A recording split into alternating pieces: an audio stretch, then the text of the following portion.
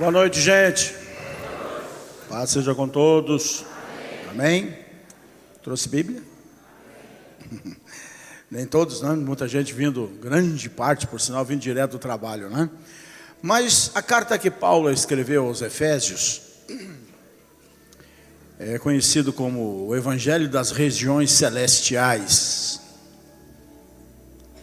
É uma carta curta, apenas de 6 capítulos, mas que, se a Bíblia toda fosse só isso, já estava de bom tamanho, pode acreditar. Mas lá pelo fim, no capítulo 6, Paulo encerra a carta de uma forma assim, contundente. Mas por outro lado, ele está nos mostrando as nossas responsabilidades e está mostrando que essas responsabilidades nos foram dadas por Deus nesse mundo de trevas, nesse mundo tenebroso, como se diz, não é isso? Mas que Ele simplesmente não nos jogou às feras. Ele nos equipou para enfrentar o Deus desse século, que é Satanás, que está fazendo toda essa arruaça, tudo isso que você está vendo no mundo, né? As pessoas ficam aí, quando vem, principalmente hoje a internet, né? A internet hoje faz uma coisa que a televisão não pode fazer, né? Mostra cruamente coisas que politicamente é incorreto a televisão, principalmente TV aberta, mostrar. Então se vê coisas aí que não é brincadeira. Eu confesso que sábado, meio que por descuido, acessei uns sites aí,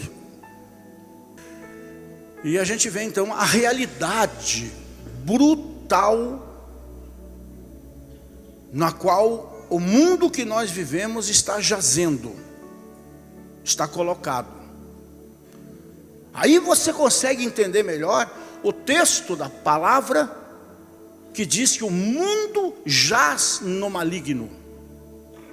O mundo está posto no maligno, e como Paulo escreve aos Coríntios, o Deus deste século presente é o próprio Satanás, porque o nosso Deus continua no seu mesmo lugar. Que o mundo pergunta: onde é que está Deus que não vê tudo isso? Deus continua no mesmo lugar. O nosso Deus habita num alto e sublime lugar, e também com aqueles que têm o coração quebrantado e contrito. Amém? Então Deus está no lugar dele.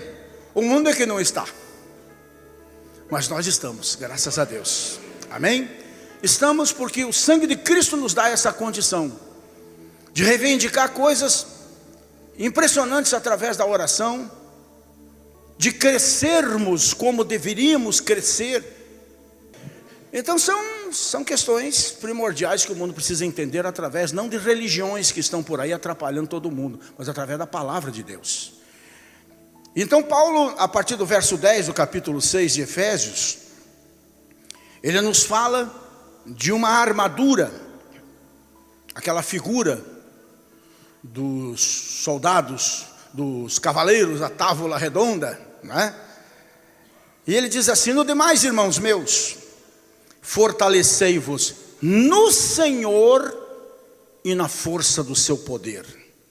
Revesti-vos de toda a armadura de Deus, para que vocês possam estar firmes contra as astutas ciladas do diabo, porque não temos que lutar contra a carne e sangue, mas sim contra os principados, contra as potestades, contra os príncipes das trevas desse século, contra as hostes espirituais da maldade nos lugares celestiais. Portanto, tomai toda a armadura de Deus, para que possais resistir no dia mau, e havendo feito tudo, ficai firmes. Amém? Vamos nos assentar nesse mesmo espírito, gente. Ora, é lógico, depois Paulo enumera as armas de combate e as armas de defesa,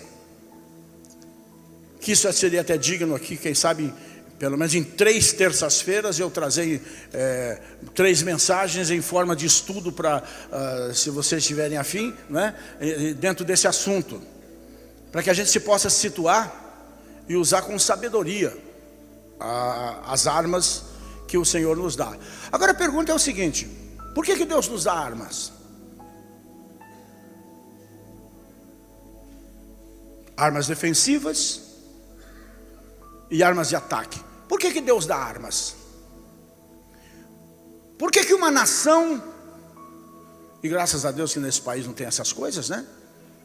Mas por que os Estados Unidos, por exemplo, armam os seus soldados para irem para a guerra?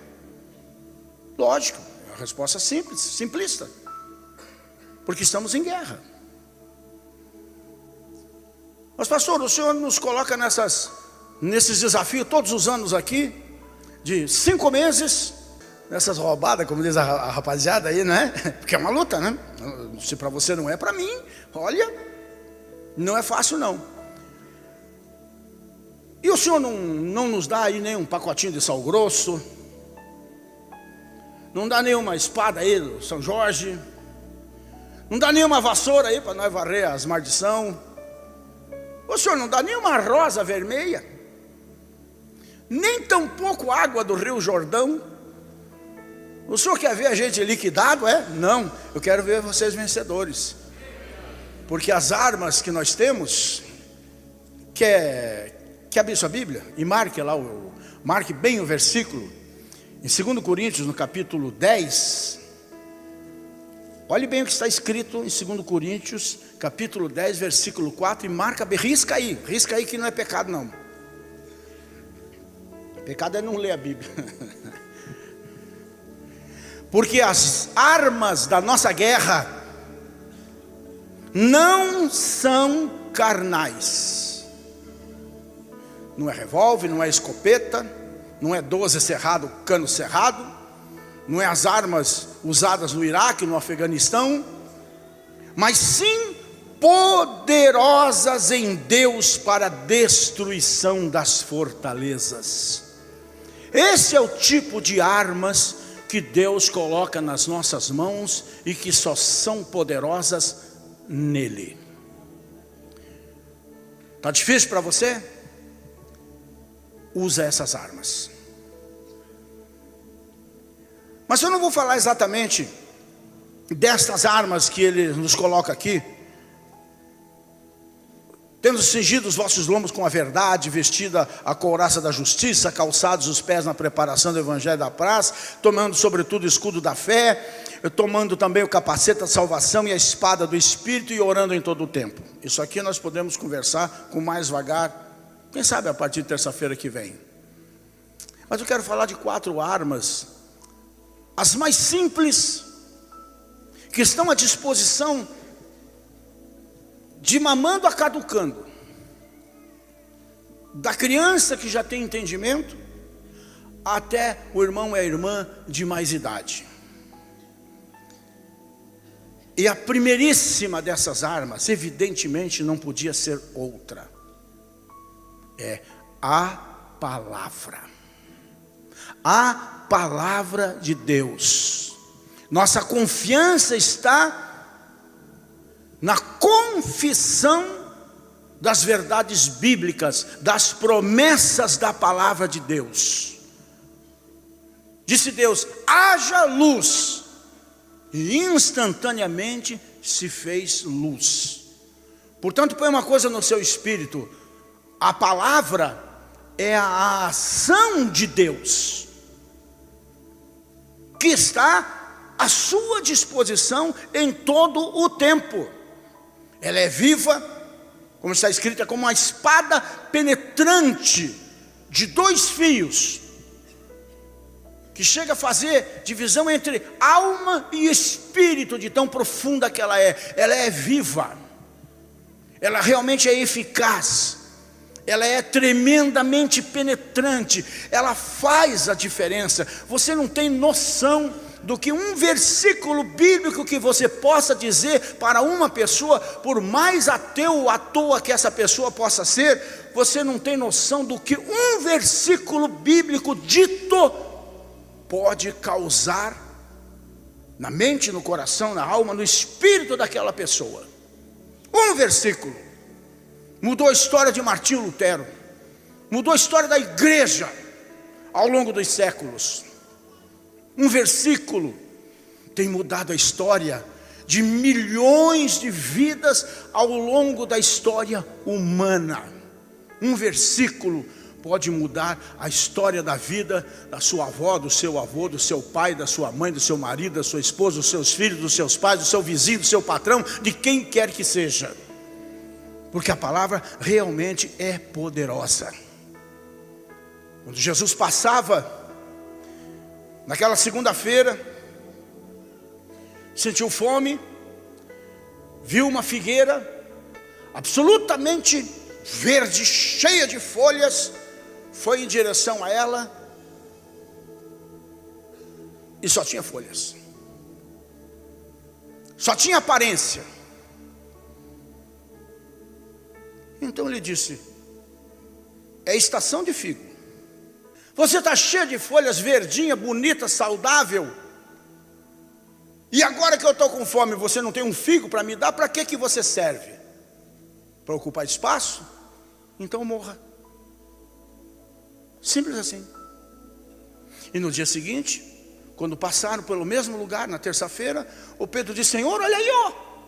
Olha aí, ó. A figueira que tu ontem disseste para morrer. Olha o que aconteceu. O que aconteceu, Pedro? Ela morreu. E o que eu mandei? É o poder da palavra.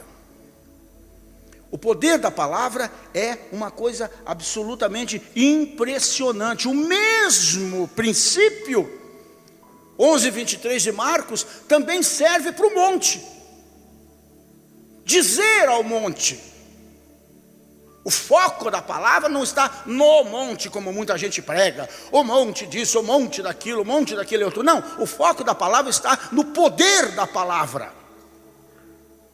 Se acreditando, crendo, você disser a este monte: passa daqui para lá, isto vai acontecer. Em outras palavras, se você estiver diante de qualquer situação, circunstância na sua vida, Deus te dá a condição, a prerrogativa, o privilégio de colocar a sua palavra em ação. E como está escrito, a palavra nunca volta vazia, e Ele vela por ela para a cumprir. Mas nós preferimos palavras negativas, resmungação.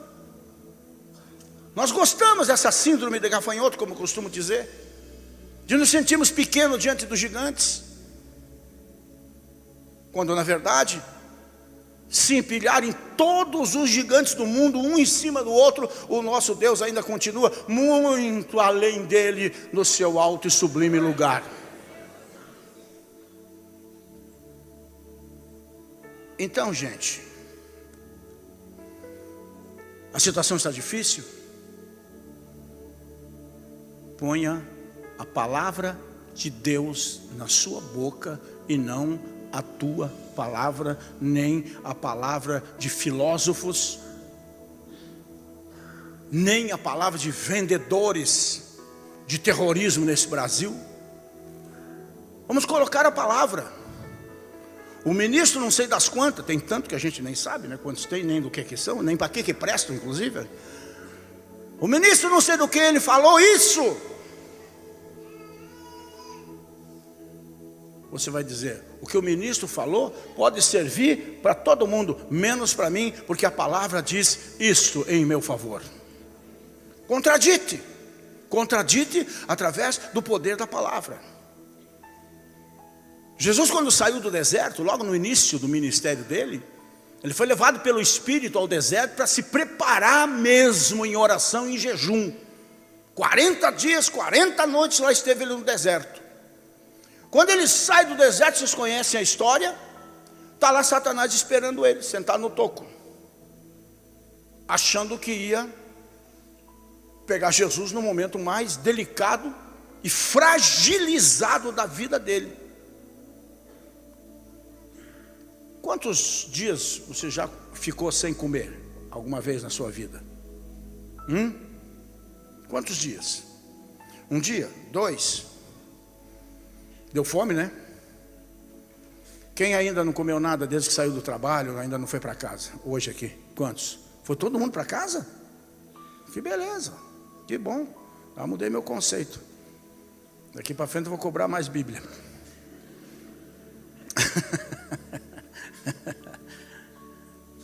fome bate.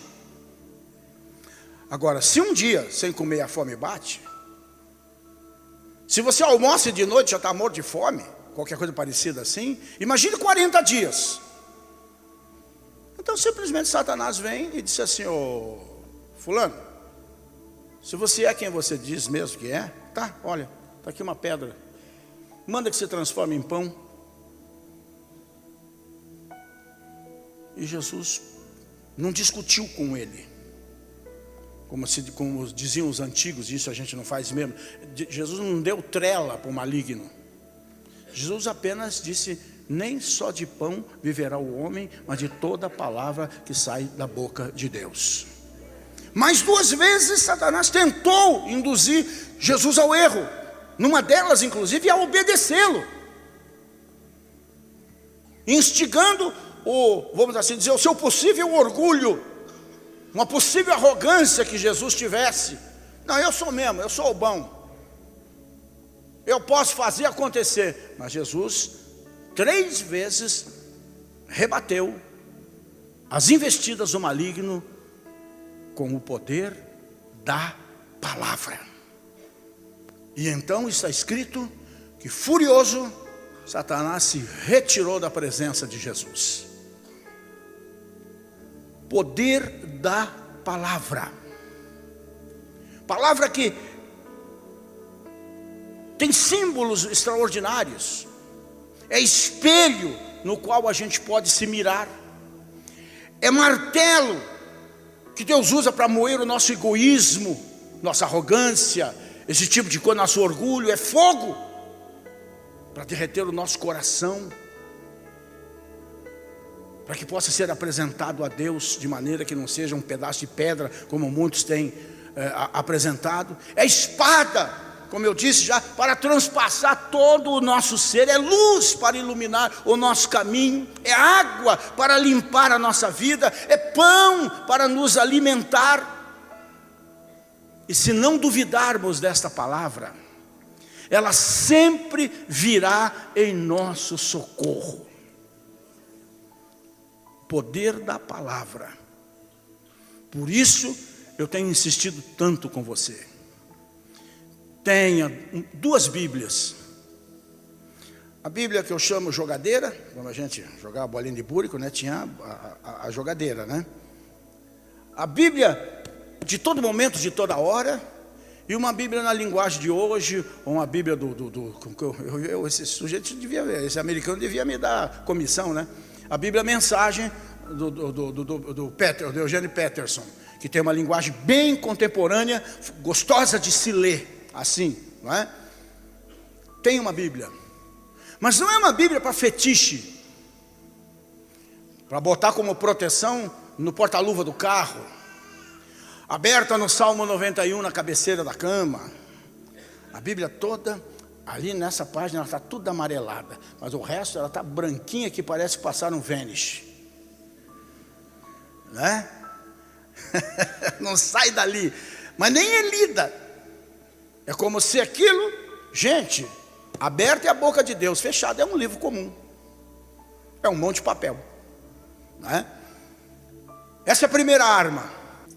Segundo é esse extraordinariamente poderoso nome de Jesus, diante do qual toda vida um dia há de se ajoelhar e toda língua há de confessar o nome de Jesus.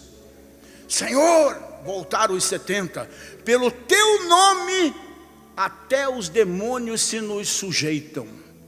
Vocês pensam que isso foi para 2000 anos atrás e só para aqueles 70? Isso é para você hoje, agora, nesse instante, em qualquer momento. Na verdade, você não precisa de mim nem de pastor nenhum que vá na tua casa. Deus te deu autoridade e poder, o poder do nome de Jesus, que é nosso.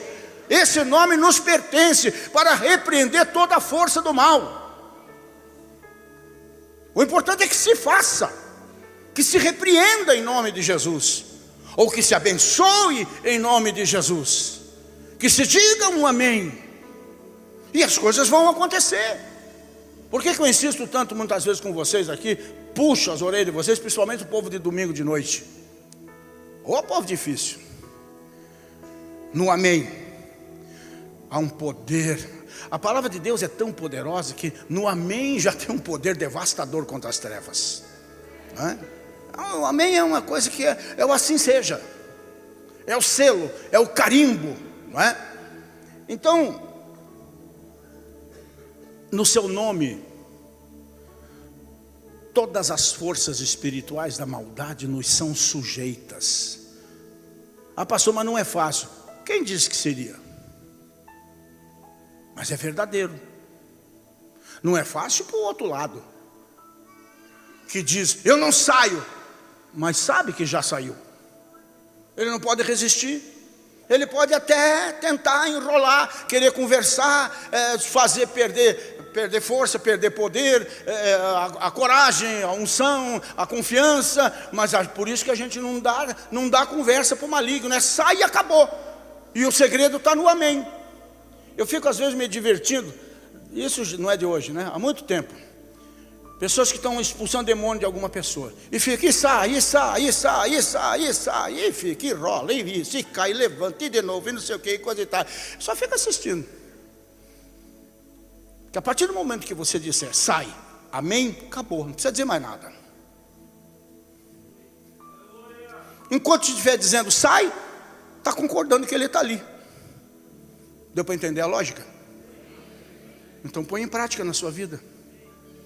Põe em prática na sua família. Põe em prática nos seus negócios. Põe em prática no seu casamento. Põe em prática na sua despensa. Não tenha medo do ridículo. Vai lá na dispensazinha. Todo mundo tem uma dispensazinha. Por menor que seja, tem um cantinho lá, né? Todo mundo tem uma farmácia em cima da geladeira. E todo mundo tem um cantinho que é uma dispensazinha. Vai lá e bota a mão em cima dos alimentos. E como o pastor Rodrigo tem o culto dele aqui hoje sábado, essa campanha da multiplicação, pede que Deus multiplique.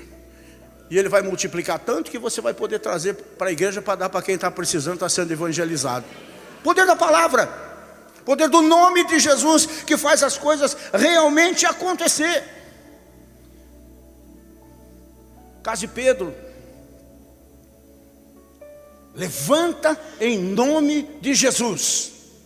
E o paralítico levantou, porque ele disse, não em nome do João, não em nome do Pedro, mas ele disse, em nome de Jesus.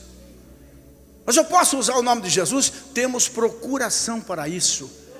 Jesus disse, eu agora vou voltar para o Pai, mas eu vou enviar o meu Espírito para estar com vocês. Em outras palavras, não vou estar mais com vocês, mas daqui para frente vou estar em vocês. E vou dar condição para no meu nome fazerem coisas que eu não fiz enquanto estive aqui. Quem pode acreditar nisso? Então faça, porque é verdade. Foi dito por Jesus Cristo o Senhor. Tem a marca do sangue. Amém? Paulo a mesma coisa. Por 3 vezes foi orar. Oh Senhor, estou com problema. E Jesus dizia para ele, a minha graça te basta, Pedro. E o Pedro se conformava. E de novo aquele problema. E vinha de novo, Senhor, estou com problema. O que é, Paulo? É assim, assim, assim, assim. É um espinho na minha vida. Eu estou cansado desse negócio. E Jesus dizia para ele, a minha graça te basta. Ou seja, o meu nome te basta. E ele não entendeu. Só na 3ª vez é que ele entendeu. Então aquela endemoniada que seguia ele, a Apolo, a Barnabé, a Lucas, eles eram parece que em 4. Que time, hein, gente? Já pensou? Apolo, Barnabé, Paulo, Lucas fazendo evangelismo, gente. Parece você na rua, distribuindo folheto, falando de Jesus, visitando, batendo na porta. Maravilha! Que quarteto, hein? Misericórdia! Que maravilha! Mas dia após dia, atrás deles vinha uma moça que era adivinha na cidade, conhecida de todo mundo, era sortista lá. Era a profetisa da ocasião lá, que adivinhava a vida de todo mundo, mas só o que não presta, coisa boa nunca dizia. Já percebeu que normalmente é assim, né? E ela vinha gritando atrás, para a cidade toda, né? Quando Paulo e eles entraram em Barça Nova, assim, cidade pequena, aquele alvoroço, né? E o demônio na moça lá. Esses aí são homens de Deus que anunciam isso e aquilo, coisa de louco. Como o diabo é dissimulador, né? E o Paulo estava incomodado com aquilo. Mas depois da terceira vez, ele entendeu. Ele entendeu uma coisa que você precisa entender. Tem coisa que você não precisa pedir. Você tem o nome. Você tem que mandar. Você tem que ordenar em nome de Jesus e as coisas vão acontecer. Então Paulo, irritado depois de dias, voltou-se e disse: demônio, espírito de adivinhação, eu te ordeno, sai dessa mulher. E no mesmo instante ela ficou liberta. Tudo bem, foram tudo para a cadeia por causa disso. Mas até nisso Deus tinha um propósito. É verdade, está na Bíblia. Mas Deus também nisso tinha um grande propósito, afinal de contas. A verdade é o seguinte, irmão, você talvez não consiga ver, entender, mas em todas as coisas na vida de um homem, de uma mulher de Deus, tem homem e mulher de Deus aqui nessa noite? Há um propósito de Deus. Para a glória do seu nome, para a nossa alegria, para a nossa satisfação, para a nossa saúde, para a nossa prosperidade. Há um propósito de Deus. Deserto na nossa vida é propósito de Deus. Às vezes caverna na nossa vida é propósito de Deus. Tempestades na nossa vida é propósito de Deus. Para que o poder dele se manifeste em e através das nossas vidas, e a gente possa se fortalecer para maiores embates que virão pela frente.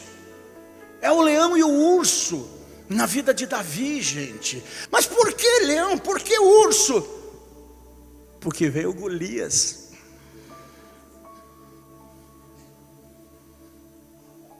E quando veio Golias, aquele moço estava tão cheio da graça,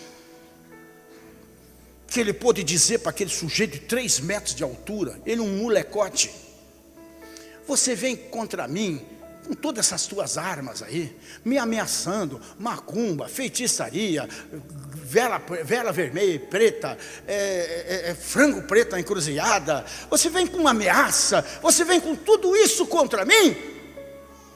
Eu tenho experiência. Eu conheço meu Deus, Ele foi muito Deus quando eu enfrentei o urso, Ele foi muito Deus quando eu enfrentei o leão. Eu vou contra ti em nome do Senhor dos Exércitos. É propósito